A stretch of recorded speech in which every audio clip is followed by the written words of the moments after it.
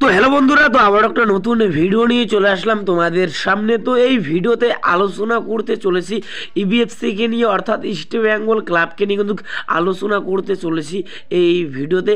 তো ইস্ট বেঙ্গল একজন প্লেয়ারকে দলে নিতে চাইছে, তো সেই প্লেয়ারকে মোহনবাগান দলে নিতে চাইছে। তো প্লেয়ার নিয়ে কিন্তু লড়াই কিন্তু শুরু হয়েছে মোহনবাগান এবং আইবিএফসির মধ্যে। তো কোন প্লেয়ার নিয়ে লড়াই শুরু হয়েছে তো তোমাদেরকে এই ভিডিওতে বলবো। তো ভিডিওটা কিন্তু গুরুত্বপূর্ণ হতে চলেছে, তো পুরো ভিডিও দেখার জন্য কিন্তু অনুরোধ রইল তোমাদের কাছে। আর ভিডিও ভালো লাগলে অবশ্যই একটা লাইক করে চ্যানেলটাকে সাবস্ক্রাইব করে দিও ইবিএফসির সমস্ত রকম আপডেট হওয়ার জন্য।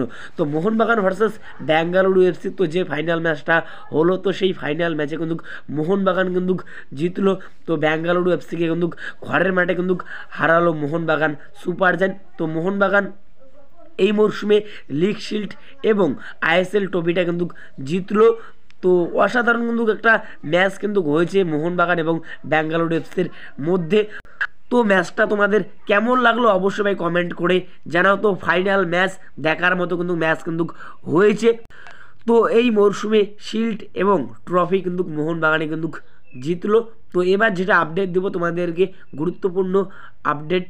তো একজন প্লেয়ারকে নিয়ে কিন্তু লড়াই কিন্তু শুরু হয়েছে মোহনবাগান এবং ইস্ট বেঙ্গলের মধ্যে। তো সেই প্লেয়ারটা হলো নাওরেম রোশন সিং।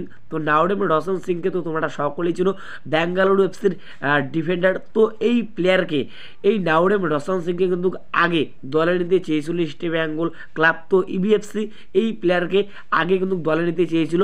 তো মোহনবাগানের আগে ইবিএফসি কিন্তু দলে নিতে চেয়েছিল, তো তোমরা সকলেই জানো।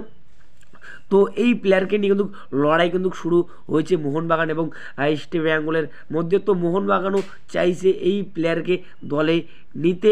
তো ইস্ট বেঙ্গল ক্লাব এই নাওরেম রোশন সিংকে দলে নেওয়ার জন্য কিন্তু বেঙ্গালুরু এফসিকে কিন্তু ট্রান্সফার ফ্রি দেওয়ার জন্য কিন্তু রাজি ছিল, তো তোমরা সকলেই জানো। তো এই মুহূর্তে যেটা আপডেট পাওয়া যাচ্ছে, নাওরেম রোশন সিংকে নেওয়ার জন্য অনেক দূরে কিন্তু এগিয়েছে মোহনবাগান সুপার জায়ান্ট। তো মোহনবাগান বেঙ্গালুরু এফসিকে অনেক বড় একটা ট্রান্সফার ফ্রি দেওয়ার জন্য কিন্তু রাজি কিন্তু হয়েছে এই প্লেয়ারকে, এই নাওরেম রোশন সিংকে দলে নেওয়ার জন্য।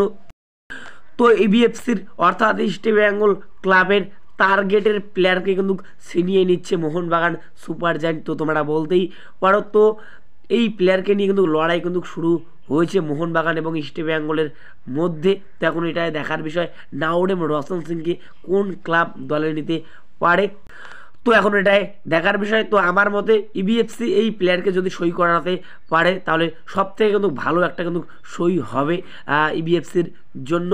তো প্লেয়ারটা যথেষ্ট ভালো মানের প্লেয়ার। তো এই সিজনে বেঙ্গালুরু এফসির জার্সি গায়ে কিন্তু অসাধারণ কিন্তু খেলেছে। তো যে কটা ম্যাচ খেলেছে অসাধারণ খেলেছে, তো ফাইনাল ম্যাচও কিন্তু অসাধারণ খেলেছে। তো এই প্লেয়ারকে নেওয়ার ব্যাপারে কিন্তু মোহনবাগান একটু কিন্তু এগিয়ে কিন্তু রয়েছে ইবিএফসির থেকে। তো প্লেয়ারটাকে নিয়ে কিন্তু লড়াই কিন্তু শুরু হয়ে গেছে।